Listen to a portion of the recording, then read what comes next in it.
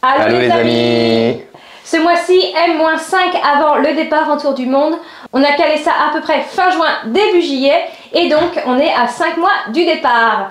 Donc, où on en est à propos des préparatifs. Donc, on va vous partager tout ça aujourd'hui dans cette vidéo. Ça va être juste un petit point sur la situation, comme on n'en a pas fait aussi le mois dernier. Il y a maintenant 4 ans, nous plaquions tout pour vivre au pays des caribous. Aujourd'hui, nos envies d'aventure sont toujours là. C'est pourquoi on rembarque la petite famille de 3 enfants, dont un petit Québécois, pour un tour du monde. Décollage prévu été 2022. En attendant, on vous partage les préparatifs pour y arriver. Suivez-nous sur notre chaîne YouTube. Donc ce mois-ci, gros avancement, on vous avait parlé dans la dernière vidéo de notre gros chamboulement, de l'annulation de la Airstream. Et donc qu'est-ce qu'on en a fait? Et ben on vous dit ça juste après. Donc premièrement, qu'est-ce qu'on a réservé ce mois-ci, Olivier? On a réservé les parcs Canada et quelques parcs États-Unis, dont un pour l'instant, Yellowstone. Yes. Si on reparle du Canada, pourquoi on a réservé si tôt? Certains pourraient se dire, ils réservent, pourquoi ils font pas du boondocking, etc. On a réservé parce qu'on part en juillet et puis que c'est la haute saison partout au Canada, surtout dans l'ouest. Ouais. Qu'il n'y a pas énormément de places. Les places sont très vite prises. Donc on ne voulait pas rater les parcs nationaux. Donc voilà, on s'y est pris maintenant et puis on a eu ce qu'on voulait, donc on est content. Lesquels on a réservé du coup? Lesquels on a réservé? Est-ce que je commence depuis le début? Donc ouais, on a réservé Sandbanks, donc, qui est en Ontario, qui est un parc provincial ontarien qui a la particularité d'être dans les dunes de sable. Ouais, c'est magnifique. Ouais.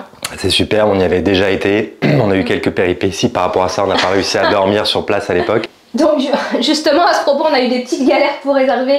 Ouais. Le principe des parcs, en fait, là c'est un parc fédéral ou provincial? Provincial, comme je disais. C'est que ça ouvre à des dates précises. Donc par exemple, si on veut réserver le 4 juillet, et ça ouvre au 4 février. Si on veut réserver le 5, ça ouvre au 5 février. Donc nous on était au taquet, on n'a pas eu nos premières dates pour le mois de juin parce que soit on a loupé la date, soit je sais pas, on n'a pas compris. Donc on a un petit peu décalé le planning et le 4 février au matin à 7h voire 6h30 on était connectés et on était à 2 sur les PC et on checkait les places et il en restait genre 5 dans tout le camping, enfin je gère un petit peu là, mais dans les endroits qui nous plaisaient, il n'en restait vraiment pas beaucoup. Donc on a beau avoir été au taquet, on n'a pas eu la place qu'on souhaitait à côté de la mer, là. Mais on a eu une autre parc un peu plus loin, une place pardon, un peu plus loin dans le camping et on a réussi à l'avoir. On est bien content parce que c'est vraiment 7h01, c'était réservé. On est bien content, effectivement. Pour les autres c'était pareil. Non, tous les parcs ne sont pas aussi achalandés. Sandbanks c'est proche encore de Montréal. À quelques heures de Montréal, de Toronto, donc il est vraiment entre les deux, c'est pour ça qu'il est très prisé, et puis voilà, il est au bord de l'eau, l'eau est bleue, le sable. Les Québécois adorent aller en une semaine là-bas en vacances, c'est vraiment à côté. Donc ouais, j'ai sûrement une raison de pourquoi c'est déjà pris sur des dates, c'est que les gens ont réservé des longues périodes, donc ils ont peut-être réservé une semaine, voire 2 semaines, ce qui fait que les dates après sont prises également. Donc on a pris ce qui restait, mais on est quand même content, on a l'électricité, on a des services pas loin, donc ça c'est cool. La particularité c'est que c'est un petit aller-retour. On va aller plus loin en Ontario puis on va revenir à Sandbanks. Donc on a réservé Darlington qui est aussi un parc provincial et puis après on va revenir à Sandbanks. Ensuite on va aller directement à Niagara Falls. Niagara Falls c'est un camping privé, c'est un COA, donc ils sont assez réputés, c'est une chaîne. Il est assez dispendieux mais il est bien localisé, il y a une navette pour aller aux chutes, il y a une piscine donc ça va faire plaisir aux filles. Entre tout ça on va essayer de passer un petit peu de temps à Toronto. Qu'on n'a jamais fait jusque là depuis qu'on est là depuis 5 ans. Et puis après c'est la grande route jusqu'aux Rocheuses. Donc là il y a plusieurs arrêts de prévus qui ne sont pas encore réservés. Aux Rocheuses du Canada, parce qu'on aux Rocheuses du Canada, effectivement. De l'ouest des US. Mais à côté de l'Alberta, donc tous les parcs nationaux qu'on connaît. Donc là, on a réservé Kootenay, qui est connu pour ses bains d'eau chaude. Après, il y a ensuite Banff. Donc Banff, connu pour sa ville très touristique, et puis ses lacs, etc. Et ensuite Jasper, qui est très connu aussi comme parc. Ensuite, on revient à Banff, parce que je voulais qu'on soit dans une place où il y a des ours, apparemment, parce que c'est réservé que aux camping-cars Tout ce qui est rigide, les tentes sont interdites parce qu'il y a des ours. On fera attention, on a déjà dormi et fait du camping en tente là où il y avait des ours aux États-Unis. Donc il faut faire juste attention à ne pas avoir de nourriture, de choses qui traînent et puis ça devrait bien aller. Il y en a qui me disaient que de toute façon dans tout l'Ouest il y a des ours partout. Il y a des ours partout effectivement, on voit sur les photos quand on tape Banff, etc. dans Google, on voit des ours qui traversent la route, des grizzlies notamment. Donc ça va être sympa. Une fois qu'on a fini donc, la partie rocheuse, on s'en va à Vancouver. Donc là à Vancouver pour l'instant il n'y a rien de réservé. Je vais commencer à regarder mais il n'y a pas d'urgence non plus. Puis notre but c'est pas faire que des parcs nationaux, que du camping. C'est aussi de faire du camping sauvage. D'ailleurs un point que j'ai pas précisé, je ne sais pas si c'est de ça que tu voulais parler, j'ai pris un abonnement, on a pris un abonnement Terrego. Donc Terrego qui est équivalent de Harvest aux États-Unis. Harvest Host, Terrego, c'est un abonnement, donc c'est 120 $ pour l'année. Et ça vous offre des emplacements de camping chez des agriculteurs, chez des vignerons, etc. Donc ça, on espère bien profiter de cet abonnement-là.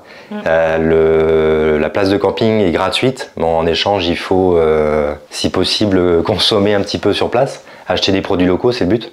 Et réserver sa place aussi à l'avance, ça c'est un point qui est à surveiller parce qu'il n'y a pas beaucoup d'emplacements dans ces genres de... Par contre, on peut rester une nuit en général. Ouais, c'est ça. C'est pas pour du long séjour. C'est sur du camping, généralement sur des places de parking ou sur des pelouses. Donc c'est juste pour une nuit. Mais je pense que ça sera plus sympa que le stationnement asphalté type Walmart, etc. Ouais, et encore, je crois que les Walmart sont un petit peu fermés il paraît que les boondocking sur les stationnements Walmart sont maintenant interdits. Ils avaient de moins en moins la cote. Ouais. Donc je vais commencer à m'enseigner là-dessus.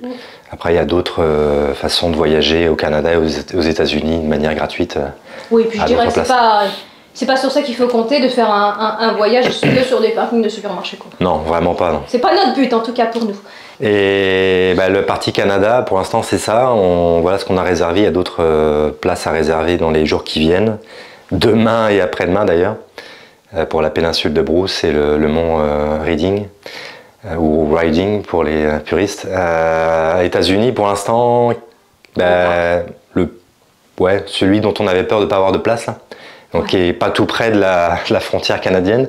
On a estimé un nombre de jours avant, etc. pour se laisser du loose, comme on dit. C'est quel parc, Aurore ? Yellowstone. Yellowstone, c'est un énorme parc qui paraît aussi gros que la Corse. Donc on était un peu déstabilisés avec où dormir et pour réussir à tout faire.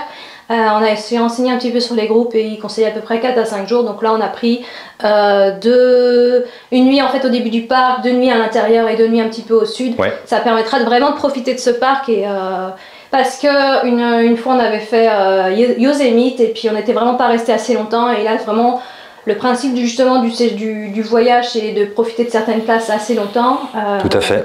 Mais là ça a été dur parce que c'est loin dans le planning.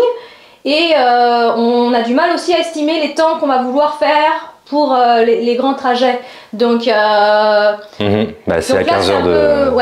15 heures de route de la frontière canadienne. Ouais, on voulait aller à Cannon Beach, qui est pas très loin de Vancouver, après à Seattle, Portland, etc.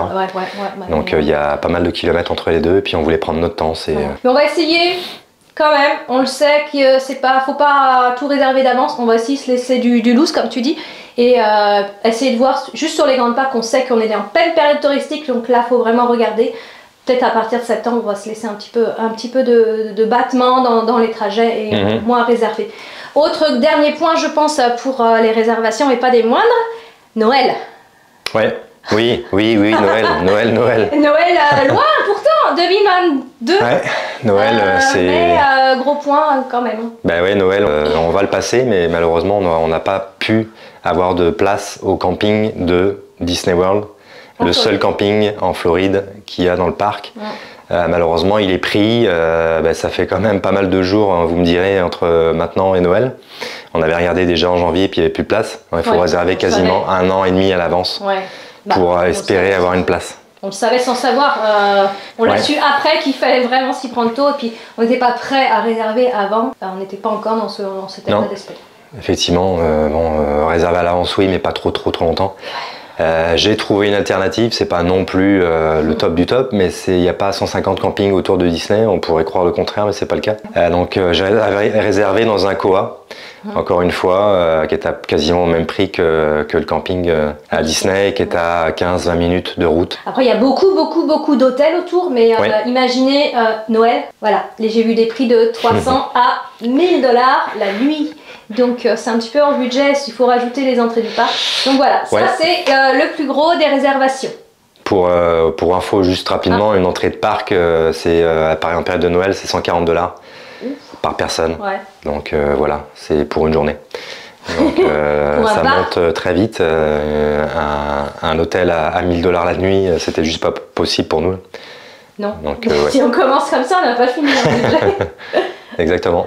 Autre chose aussi qui va nous servir justement pour aller dans les parcs du Canada, l'achat de la carte Parc Canada qui va durer en fait une année entière à partir de 2022. Donc on l'a acheté là et elle va durer l'année. Ça nous permettra d'accéder à tous les parcs gratuitement. Exactement. Voilà. Autre point et pas des moindres, et je pense que peut-être, je l'espère, vous l'avez vu dans cette vidéo, on a investi dans du matériel. C'était pas de trop. Ça nous permettra de faire des plus jolis vlogs. J'espère avoir une meilleure prise de son, donc on a investi dans un appareil Sony ZV-1 pour la caméra, donc elle nous permettra de prendre des photos, des vidéos. C'est un appareil très compact, objectif intégré, vraiment tout petit. Là je peux pas vous le montrer, il est juste en train de prendre la vidéo. Surtout affilié à ça, Olivier, je pense que tu l'as sur toi, tu peux le montrer. Ouais, je sais pas si vous le voyez. C'est un petit micro. Un petit micro cravate, c'est le Rode Wireless Go 2. Donc on n'a pas de micro, il n'y en a qu'un.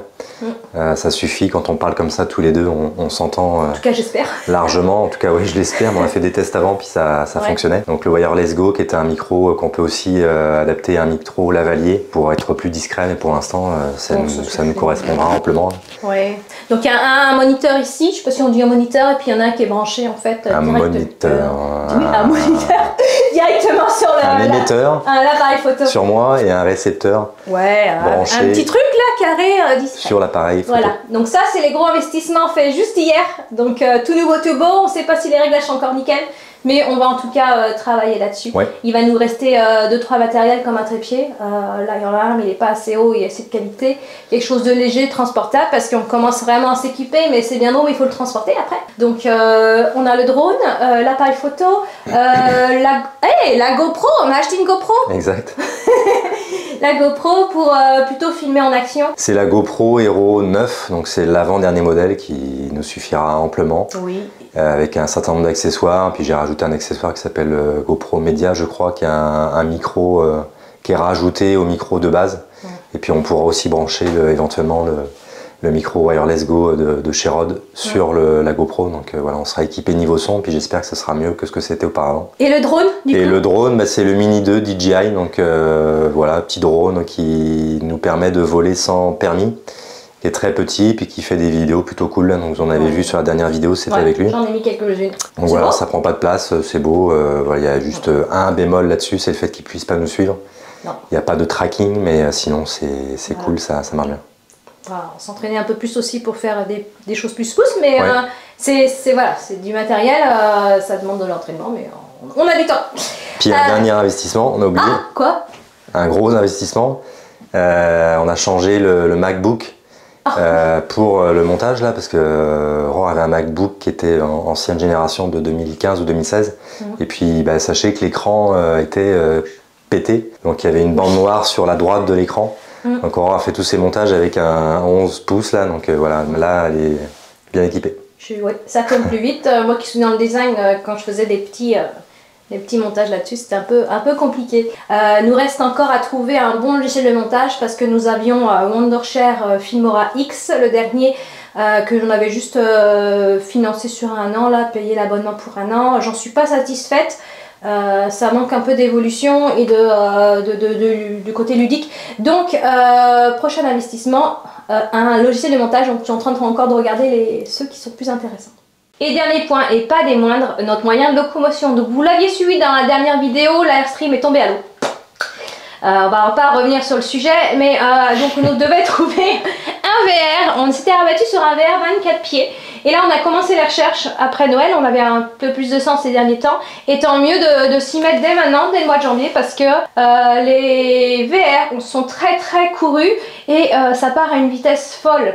On a revu aussi notre budget suite à la vente de la maison. On s'est dit qu'on peut plus se permettre d'acheter un beau VR. Donc, on a commandé vendredi